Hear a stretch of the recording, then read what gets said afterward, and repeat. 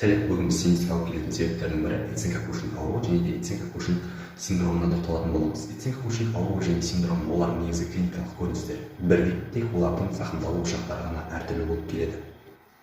Бірақ бүгінгі видеомызда біз оған тоқталмаймыз. Біз бүгінгі видеомызда неге ол Эцинга-Кушинг кезінде адам семіретініне тоқталатын боламыз.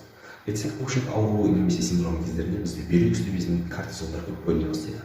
Ал кортизолдың қызметі ол антиинсулярлы, яғни инсулинге қарсы әсер етеді. Соның әсерінен бізде қанымызда глюкоза деңгейін жоғарылатады. Ал глюкоза деңгейі жоғарылаған кезде бізде компенсаторлық механизм арқылы ұйқы безінің көп мөлшерде инсулин бөліне бастайды. Ал инсулиннің тағы бір әсері бұл адипоциттерде майды қорға жинау болып табылады. Яғни адам май қорға жиналады, соның әсерінен адамда семіздіктер пайда болады. Іш аймағында, иық, бел аймақтарында май қорға жиналады, беті ай тәрізді болып келеді. Енді семіздікке алып келетін тағы бір себептердің бірі бұл тойыну сезімінің жоқтығы.